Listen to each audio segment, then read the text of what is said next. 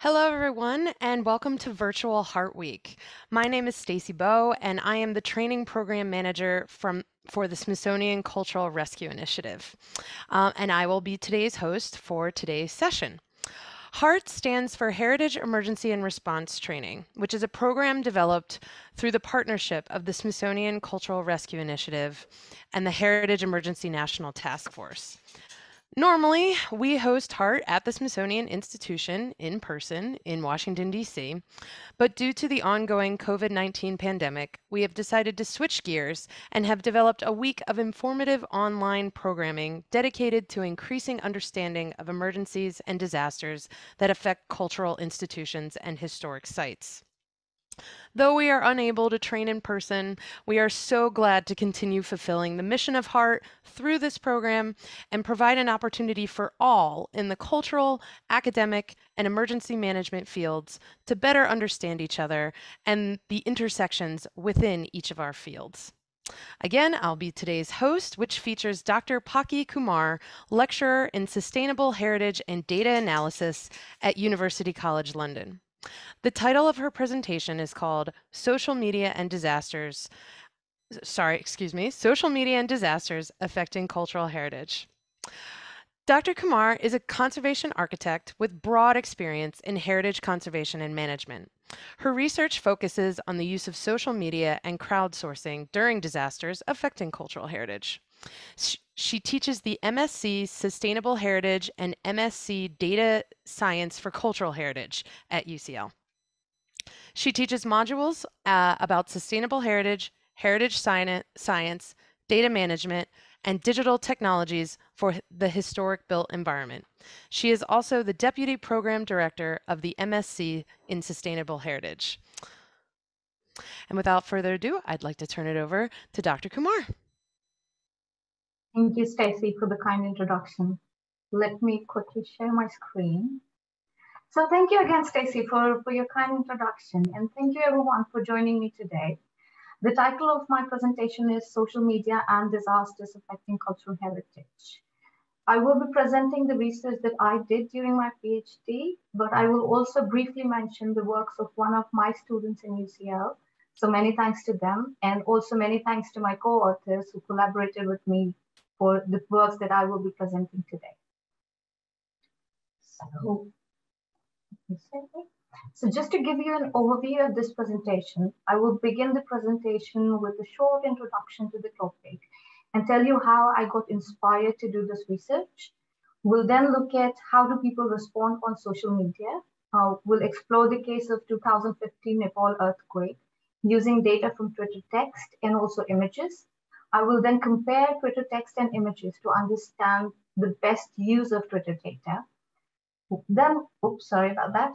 Then we'll explore how social media data can be used for evaluating the situation on ground. We'll look at a tool that I developed with 3 computer scientists.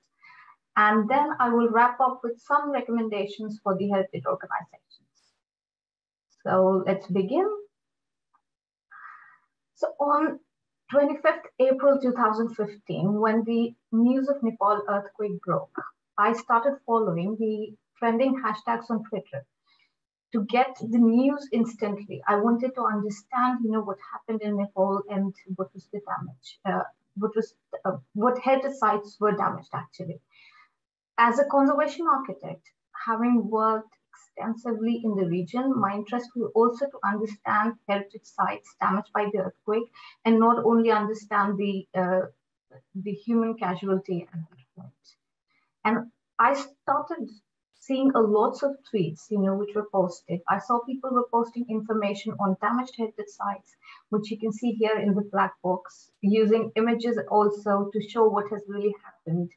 They were organizing action to save heritage. So one of them had posted their phone number on Twitter, asking for volunteers to sort out debris and recover heritage.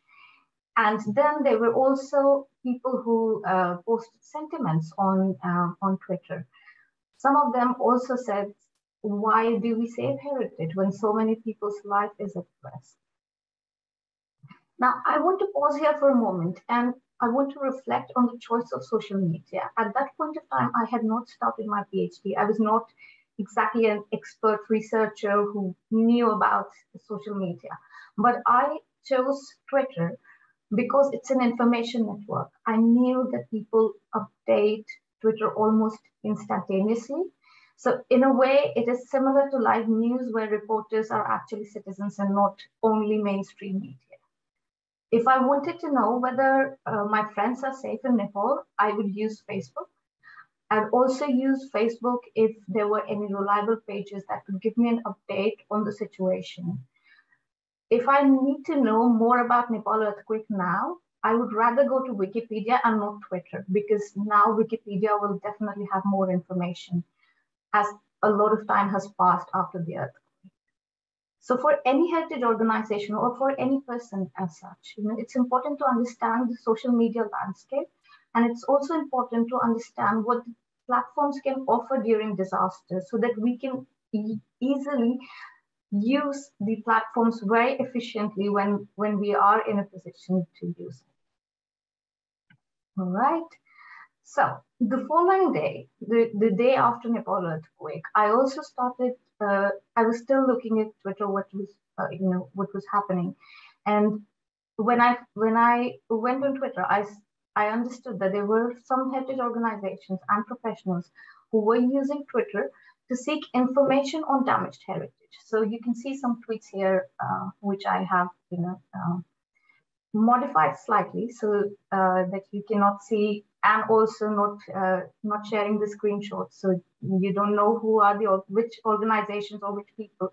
But I think the main important point here is to focus on the content of the tweets and why people were tweeting rather than who was tweeting and which organization was really involved. So coming back to this, organizations and heritage professionals use Twitter to seek information on damaged heritage. We saw a similar initiative by Wikipedia right after the fire in National Museum of Brazil, wherein they used Twitter to disseminate an initiative to preserve the memory of lost heritage.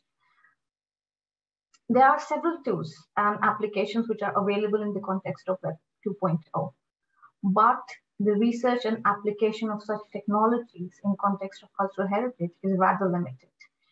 And I hope that with this presentation, you can at least begin to think about utilizing these tools and applications. So the next two parts of this presentation is actually data-driven approach to understand use of social media during disasters. In part one, we'll look at how do people respond on social media. We'll use the case study of 2015 Nepal earthquake. I used more than 200,000 tweets and more than 6,000 tweets which were posted on Twitter to understand people's response on cultural heritage, people's response to cultural heritage damage during the earthquake. In part two, we will look at how can social media data be used for evaluating the situation on ground. And for understanding this, we'll look at the tool that I developed with three computer scientists. And we began this work with creating a list of heritage and not heritage sites. We downloaded images from Google in order to train this classifier, and we used 13,333 images from Google, which I manually annotated to train heritage classifiers and damage classifiers. And finally, we used over 6,000 images from Nepal earthquake to test our classifiers to understand whether these classifiers work well or it doesn't. So let's begin. Let's start looking at how did people respond during 2015 Nepal earthquake. So first of all, it was a very small percentage. It was only about 4% of tweets that were regarding cultural heritage, which is approximately 8,000 tweets. I must tell you that this data was not specifically about heritage, but generic data regarding earthquake. What I mean here is that the keywords that we used to collect this data was not heritage specific. And if it was heritage specific, then the numbers here might have looked different. It might be more than 4% at all. Then the first thing that I found was that The tweets were a combination of user-generated data and mainstream media tweets. And tweets from mainstream media were retweeted more than user-generated tweets. So we can conclude that mainstream media is important, even in social media, where users have the capability and can produce contents. Still, mainstream media is important for us to keep in mind when we are looking at social media. And the content of tweets were mostly hybrid. Here you can see the 5 category of tweets that I found were there, but most of the tweets were hybrid, which means that most of them had at least 2 of these categories. So the categories are information, sentiment, memory, action, and noise. And information is the most dominant theme. That was what I found, which means that people use Twitter to instantly disseminate the situation on the ground. Now, let us look at some examples. So as you see here, information was the most dominant theme. People mainly posted about the situation of heritage site. As you can see from the example here that, this particular tweet tells us that the Rahara Tower had collapsed in Kathmandu after the earthquake. People also expressed sentiments, and there were 2 kinds of sentiments. One was sympathy towards heritage, and one was indifference towards heritage. Indifferent towards heritage, one of the examples we saw earlier in the presentation was rather small. It was only about 5% of the tweets that was categorized as sentiments. So 5% of 2034, really, which is a very small number, but still it tells you that, social media has given people a tool. It is a tool wherein people can write their own opinions and they can express opinions that may not be in line with the rest of the population as well. Then it's memory. Memory is actually a unique theme in cultural heritage. Actually, several researchers have studied tweets posted during disasters, and none of them have found this theme. So if you read any paper which classifies tweets into different themes, you would not see memory as a theme in any other research, which is, we can conclude that, it is a unique theme in cultural heritage. And there were people also who called for action, and they organized action using Twitter. We saw one example earlier as well. And lastly, it's noise. This is a tricky category. This is a category where there were words in tweets that were related to heritage, but these tweets were not related about cultural heritage of Nepal. So for example, you can see here, it is about the earthquake. So the last example that you can see in the table, it is about the Nepal earthquake. It refers to the Golden Temple, which is in India, but not a temple in Nepal. So this is kind of a, it tells you the difficulty of the task, actually. It tells you that the same words can be used in different contexts, and you should not always expect relevant data from Twitter. In fact, there's also misinformation. So one of my students from MSc in Data Science for Cultural Heritage used the case of Notre Dame fire to explore information credibility. And what she found was that on Twitter, during the Notre Dame fire, there were some tweets blaming a certain community for the fire, which we all know is not true, but is misinformation. And this also tells you that, the heritage organizations have a responsibility to be present on social media. We won't be able to control the narrative, that there are chances that misinformation will still continue to spread, even if the heritage organization is on social media and tweeting or, posting about what has happened. However, I strongly think that, the organizations have the responsibility to share the right information, just so that we counter the misinformation that may be there on social media. So now let's look at the images that were posted during the Nepal earthquake. So like I mentioned before, I manually I manually classified the images to understand underlying themes and patterns. And I started this work by classifying the images into two broad categories, heritage and not heritage.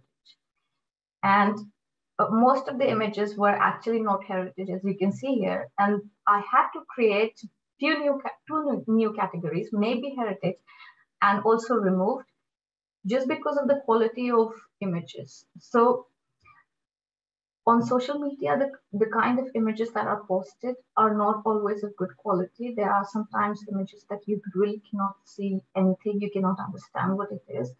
And there are sometimes taken in such a way that you cannot understand the context, you cannot understand whether this is of a heritage site or not of a heritage site. And this is why I had to create these two new categories. So for heritage, there were about 566 images, which is just 8% of the total number of images. And these images fall into 6 themes: situation, message, memory, practice, screenshots and edited images, and other countries' heritage. And here again, like we saw in Twitter text, situation was the most dominant theme. That is, people used Twitter to disseminate the situation on the ground. Let us look at some of the examples.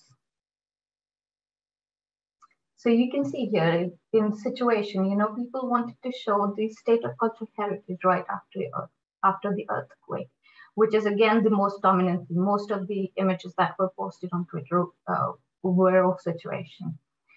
Then there were images that showed a message, in which cultural heritage sites were used as a background to convey a message, such as strays from Nepal, pray for Nepal, and so on.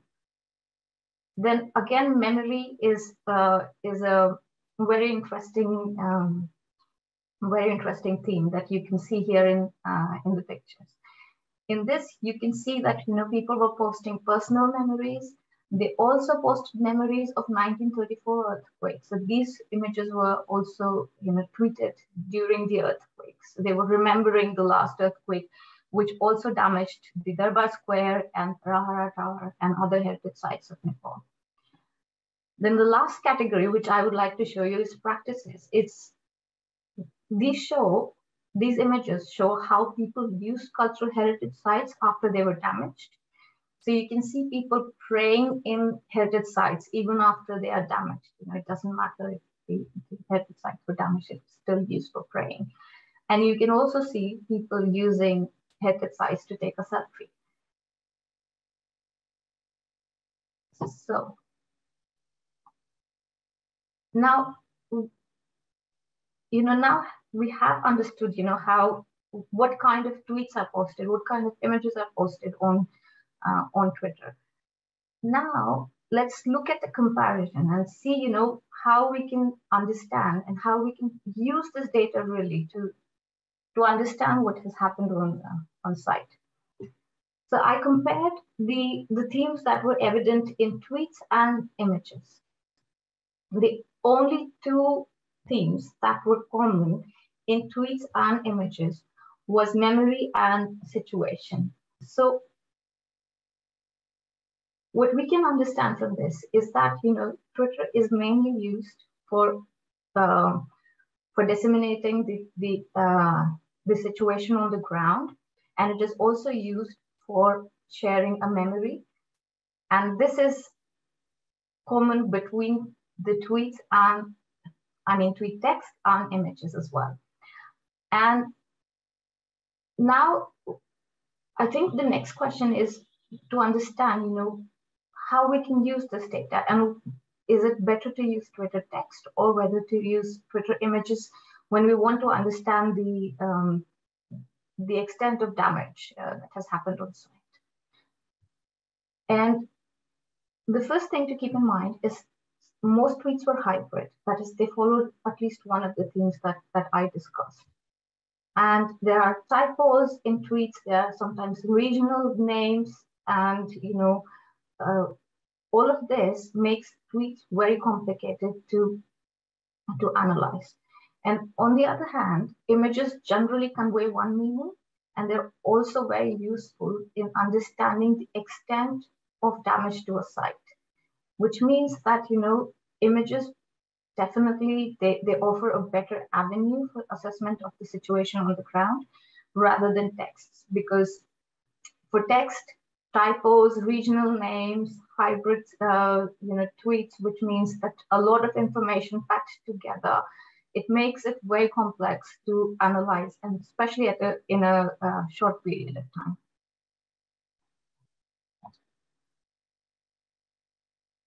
So let's move on to the next part, when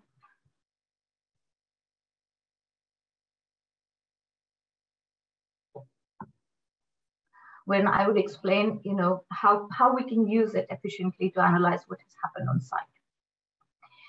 And the first thing that I want to tell you that it's impossible to analyze all of this content manually, and especially if you want to do in real time. So just to give you an idea, during a disaster in 2012, we saw 250 tweets per second, which means about 15,000 tweets per minute. In another disaster, we saw 700 tweets per second, which means about 42,000 tweets per minute. So if you have that amount of data in hand, it's impossible to analyze it manually in real time. So then how can we rapidly analyze the situation on the ground using the data which has been posted on social media? And to answer this, I'll show you a demo of the tool that we have developed. And this method will actually automatically detect images of cultural heritage sites, and particularly images that depict damage. Okay, let me move. So I will bring in here. And you can also see the link in the chat. So if you want to use it in real time and explore this on your own, please do go ahead. So this is the demo. If you click on any heritage site, let's click on this one, and see, it can predict whether this is a heritage site. The prediction score is 0.985, and it can also predict whether this is a damaged heritage site. And the prediction is severe, and the score is 0.924. A precision which is close, a score actually, which is close to 1, it means that the model is sure of the prediction. And we do not have the time to go in depth on how we developed it and how what went behind in developing this tool. But it is still worth mentioning that currently the model has low precision, which means that the heritage professionals, if they will use this tool, they will have to still manually need to look at images once it's classified. You can also, I forgot to tell you this, you can also click on this one and choose a file of your own and see how this works. When I said it has low precision, it means that, the chances of the model accurately identifying heritage sites is low, which means that you will still need to manually look at images yourself to understand whether this is heritage or this is not heritage. However, it also has a high recall, which means that the chances of relevant images being undetected is substantially low, which means you will have set of images wherein there will be a lot of images which are actually of heritage sites, but there will be still images that might not be of heritage sites, and you will have to manually see, which one is actually heritage and which one is not from the data set that after the model has classified it. All right, okay.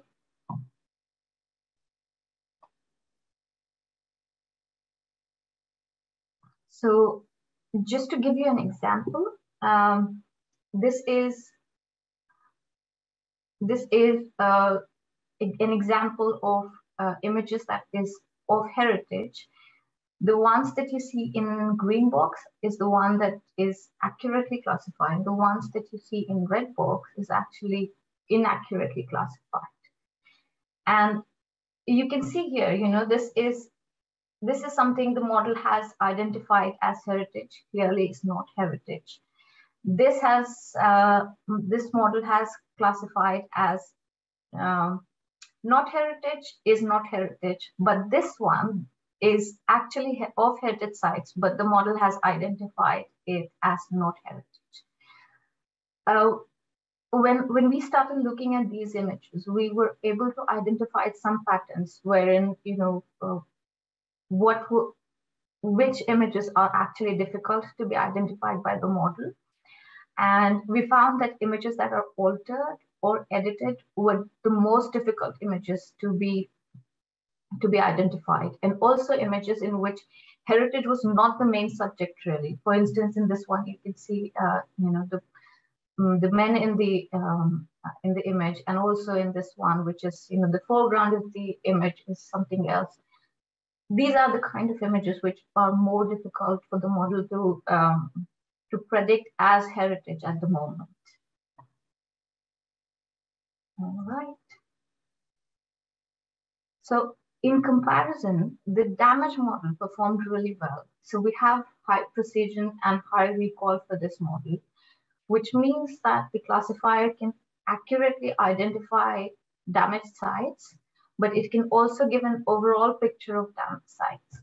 Here again, you can see some examples of accurately classified images, which is in green here, and inaccurately classified images in red. Again, one of the things that we found was difficult for the model to classify was the images in which you couldn't see damage very clearly. So in this one, you can see damage, but it's not very evident, not as evident as in these pictures for sure.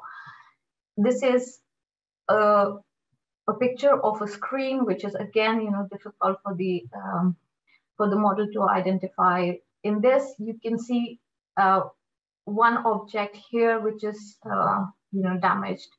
So if you have images in which damage is absolutely clear and not minor, those are the images that the classifier will definitely identify as damaged. But if it is minor, then it's quite likely that the classifier will miss it. All right, okay. So now let's wrap up with some recommendations and think about, what we can learn from this, from my research, what we can learn for practical things that the heritage organizations can take today for using. So the first thing is that you should be prepared. I'm sure that you've heard this a lot of times, and I'm sure that, in every presentation, everybody says the same thing, that you should be prepared. But this is really the first recommendation. You should understand the technological landscape. You should understand the tools that are available to you. If your organization doesn't already have a social media plan, if you're not already on social media and you do not have a social media plan, what I would recommend is that, you begin with creating a social media plan and include a section on disasters there. And in this section on disasters, you should highlight how social media will be used by your organization when a disaster occurs, which social media will be used when a disaster occurs.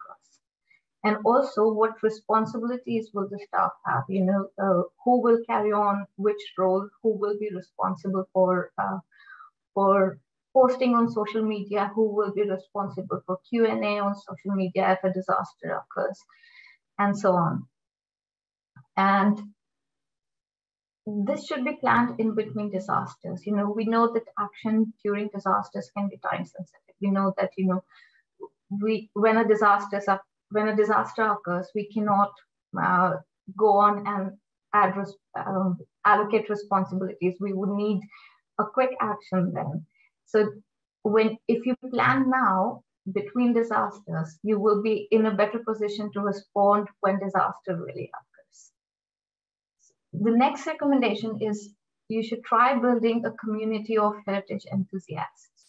And this goes back to a point that was mentioned in Samantha's presentation earlier this week, when she talked about volunteers volunteers during disasters. And what I want to add in here is volunteers can also be digital volunteers. You've seen that, Wikipedia used them, and Wikipedia used digital volunteers. And you also saw that during Nepal earthquake, there was call for digital volunteers as well. So volunteers can be digital. And one of the things to keep in mind is that I found that memory plays a very important role. And we can use memory to understand, who are really the heritage enthusiasts, who are people who will collaborate with you when a disaster occurs. And those are the people who have either visited your organization or close to your organization, have worked with you in the past. And if you build this community of volunteers, if you build the community of heritage enthusiasts, then you could use them when a disaster occurs.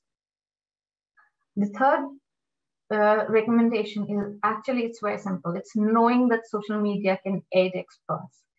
Whether you're looking for digital volunteers or whether you're looking for data that is posted on social media to understand the extent of damage that has happened to heritage sites.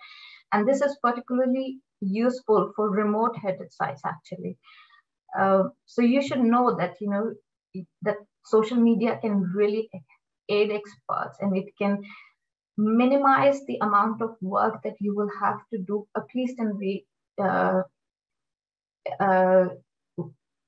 the beginning of disaster.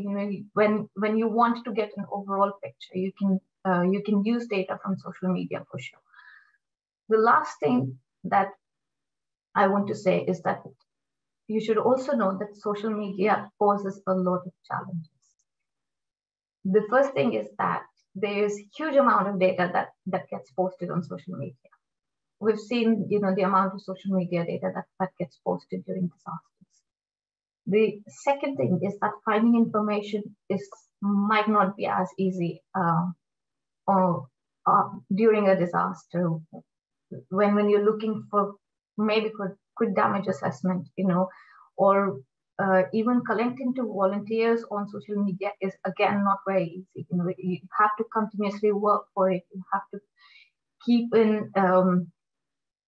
updating yourself with the relevant tools, and keep updating your knowledge as well about this. On top of all of that, there is misinformation, there is irrelevant data, which makes social media even more challenging. But what I want to say is that, it is challenging, but it is not impossible. It can be done, and it definitely should be done. And what we need organizations who are active on social media during disasters, so that we get more data to be able to do more research. We need more digital volunteers to aid the organizations. And if we are prepared, then we can definitely have more digital volunteers. And we need more researchers. We need more researchers who can give us insights, who can tell us, what kind of social media data gets posted during disasters. And we need more researchers who can develop tools for us so that we can use it during disasters. And with this note, thank you very much for joining me today. And here's a list of my papers on the subject if you're interested. Thank you very much. All right, wonderful, Dr. Kumar. Thank you so much. Some fascinating technology that, I see a lot of applicability that this technology can be used for in the future. And actually, that's one of my first questions that I have for you is actually, so where do you kind of see this going? Because you highlighted that there's limitations to kind of the demo software that you showed us, and it's not perfect.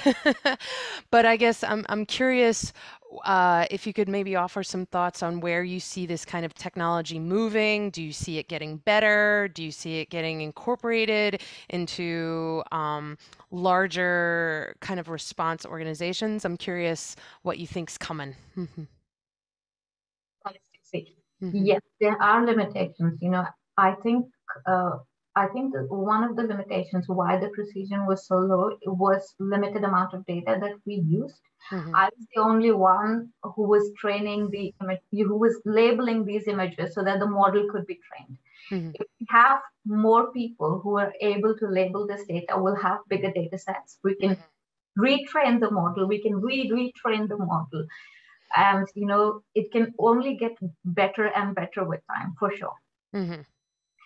One other limitation that I think I forgot to mention is that at the moment it can only identify images of headed sites, Hmm. images of damaged headed sites as well. It cannot identify images of objects. So, for instance, if you work in archives, if you work in museums, it's less likely that the model will accurately predict whether this is a heritage object or whether this is an image of an archival object. And this is again something that we could work in the future. I'm not sure how we can develop this model further for broadening this view, to be honest, but it is something definitely in my mind, so that the model not only predicts heritage sites, but also um, has heritage objects, also objects from archives as well. Hmm. I see. I see. Great. So yes, feel free to submit questions for Dr. Kumar, and I have our first one from our attendees. What do you think about posting about disasters that occur out of the public eye, such as, flooding that's happening inside the building? We've had flooding in archives, definitely in Washington, D.C. What are your thoughts on sharing information about those disasters? That's a very good question, and it really depends on organizations as well. I mean, it depends uh, on whether the organization is comfortable sharing about these small disasters that happens. And um, what I would see, if the organizations are willing to share this kind of data on social media, even though it is small, even though if you think that it doesn't really count as a disaster, it was so small that nothing was damaged and so on. I think it's still worth posting on social media, because this data again is data can be useful for somebody else to understand what really happened in your organization. And again, if a researcher is looking for data to analyze and to understand how people use social media during disasters, would be definitely useful. Great. Next question. What should the cultural heritage community do about misinformation? This is a huge topic. Should we try to engage with users that are spreading misinformation? Thanks, Stacey. This is a very good question, and I think we do need a lot more research than what we have in hand now.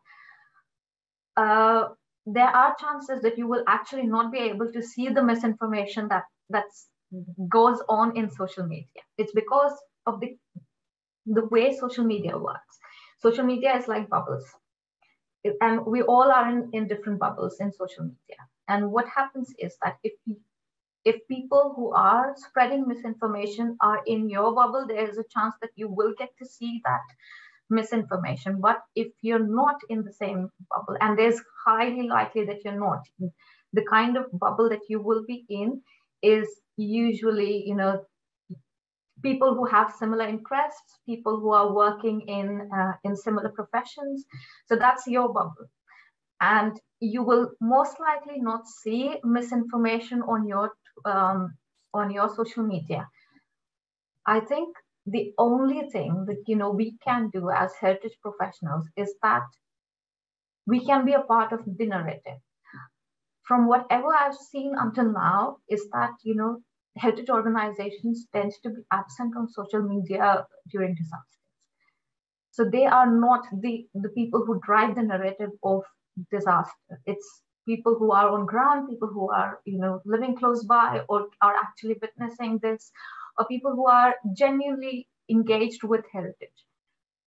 It's if the heritage organizations are on social media posting information about what has really happened on site, I think that's the bare minimum we should be doing in order to counter the misinformation that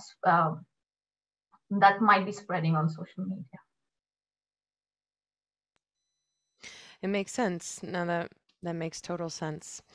Next question. Can you talk about the differences in value of the different social media types? I know you mentioned a lot about Twitter, but we've got Facebook, we've got TikTok, specifically for emergency response and recovery, which have more value than others.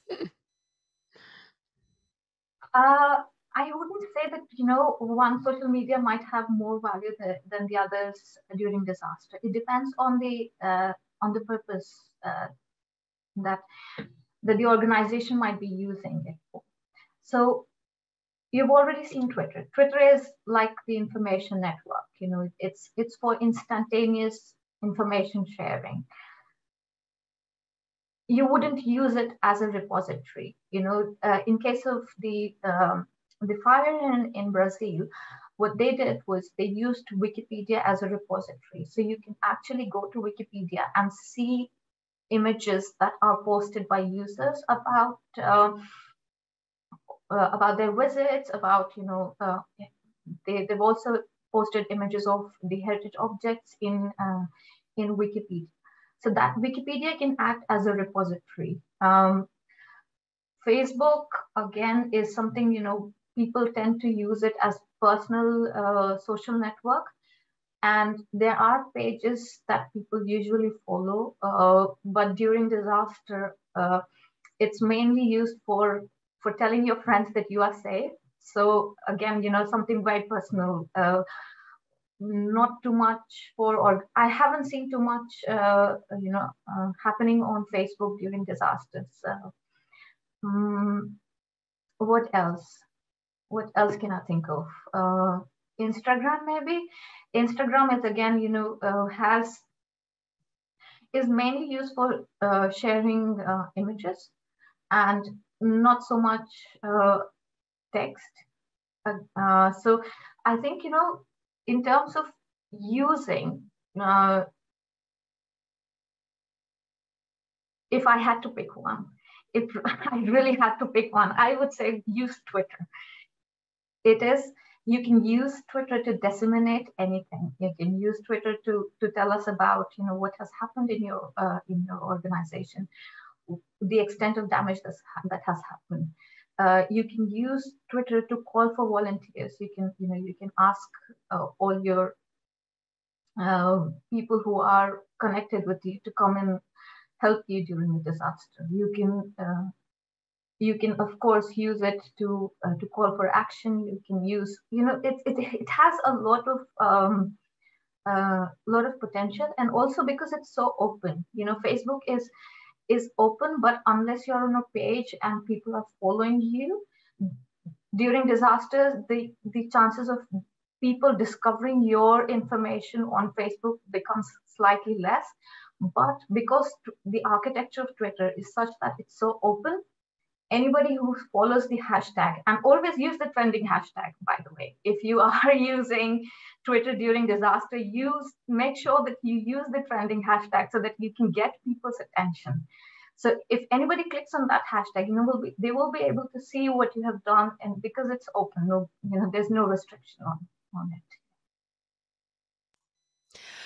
Actually, if I can ask a quick side question kind of related to that, sometimes just in my own experience of monitoring kind of the chatter about disasters, it's almost hard to kind of pick which hashtag to use. I mean, any thoughts on that, or you just kind of have to make a constructive decision because do you use the acronym? Do you spell it out? Do you drop the year off of it?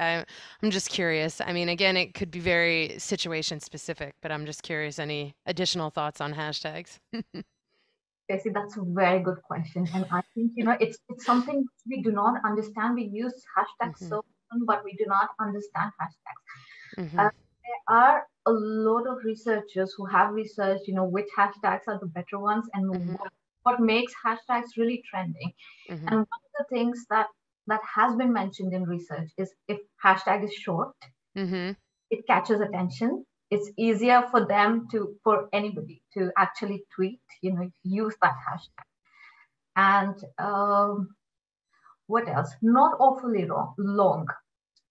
That is something that discourages people. If you have really long hashtags, it also eats up the space in tweet, right? Tweets are they have limited number of characters. So if you have a long hashtag, then there's a chance that you will not be able to write full message in one tweet because you have a long hashtag. Exactly. You have to be very careful with kind of the each real estate or the Twitter real estate. Every character counts. No, no, thank you. Okay, so back to audience questions. This is a little bit of a long one, so I'm going to read it out. Do you think that it helps cultural institutions who are requesting assistance during disasters to post and share a limited number of representative images showcasing damage and post a limited number of posts or specific language related to what they need from the public to possibly lower the chance of misinformation and to help mass media in sharing an institution's needs with the public? This is a really long question. I'm sorry. I need to. Hmm. You can see it on your end, Yeah, I think. yeah, Okay. Hmm. yeah. Okay. Do we need to request assistance during disasters? Okay. I think we can do all that we want to, on and we can suggest people that this is the kind of information that we're looking for, and this is the best practice. However, what happens in practice is that if there is somebody who's witnessing uh, a disaster, they're more likely not to follow the guidelines. They're more likely not to see what you are recommending them to do, but they will just take images instantly, not being careful about whether the content of image is you know visible enough, whether what they are trying to tell you is visible enough, and all of that. So I think it makes sense for you to have guidelines. uh, these guidelines will work for sure very well with the community of heritage enthusiasts that you have created between disasters. So if you have a community already on social media, which is active with you, you're continuously participating with them and doing a lot of things on social media with them. If you share these guidelines with them, I am sure that they will read it, they will follow it, and they will give you useful information. But to release these kind of guidelines when a disaster happens, I don't think we should expect a lot of people to follow these guidelines and to keep in mind all these things when they're.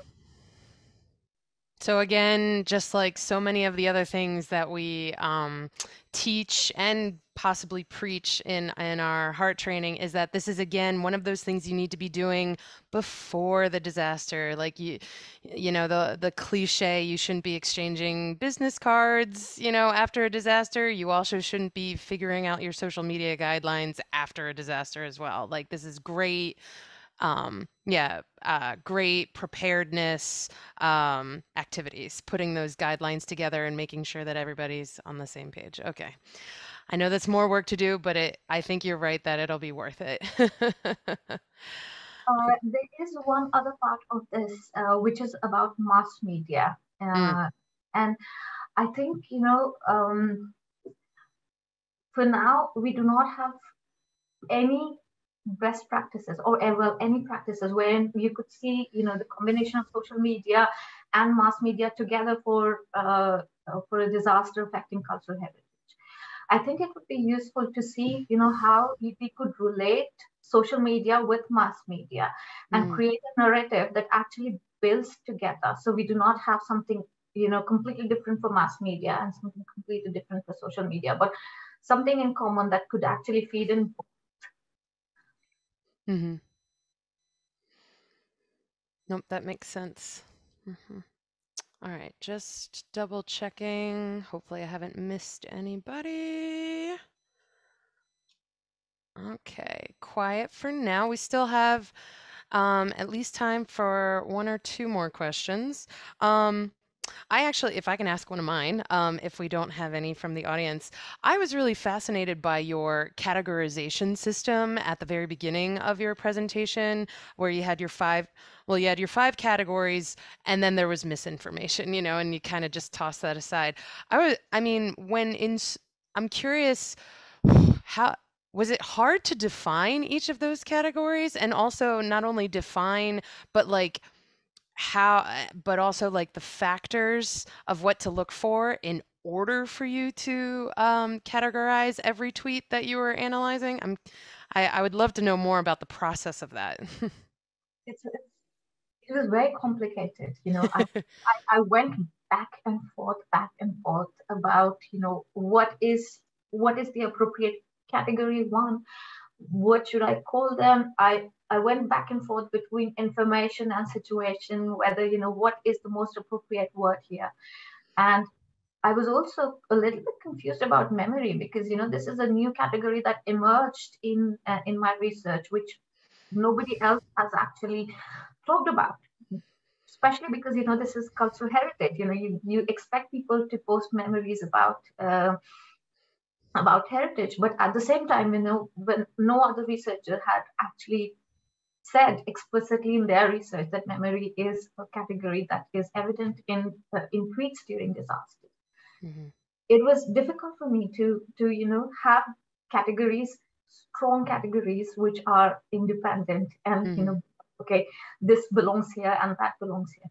I think one thing which was easier for me uh, to do while I was making these categories was to understand that,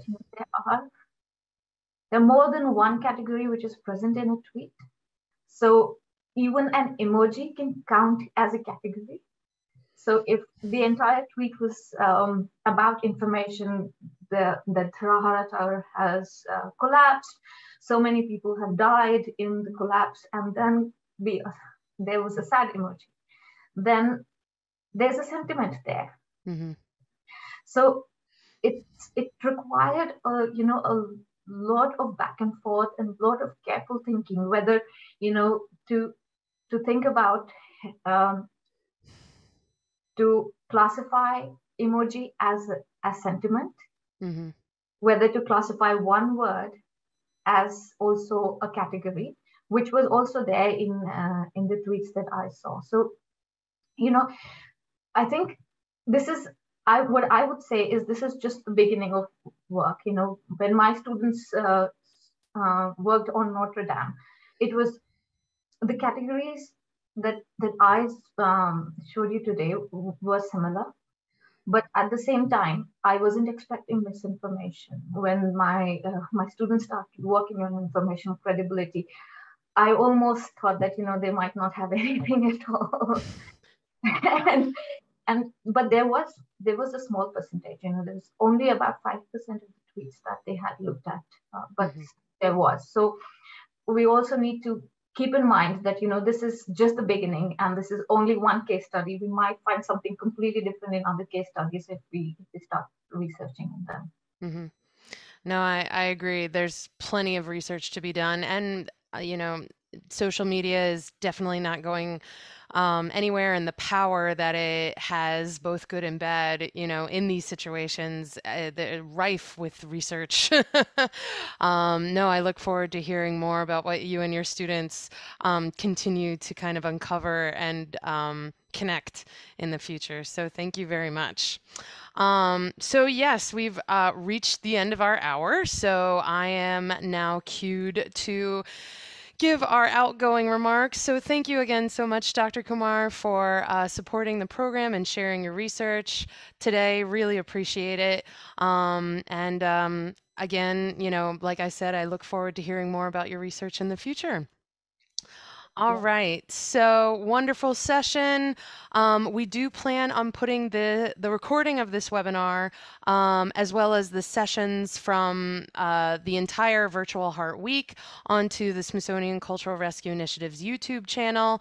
We hope to have all of those uploaded and accessible in the new year. So just give us a little bit of time, but we will make sure that we put them up there. And we will be using our social media to promote the recordings when they're ready. So yes, so this is actually our last session of 2021 Virtual Heart Week. And we thank not only everyone who attended today's session, but everyone who's just made this program so fantastic. Thank you all for your interest and engagement. It's been a fantastic week. So, wishing you all many healthy remainders to 2021, and we look forward to seeing you all participate in our future programs. Thank you.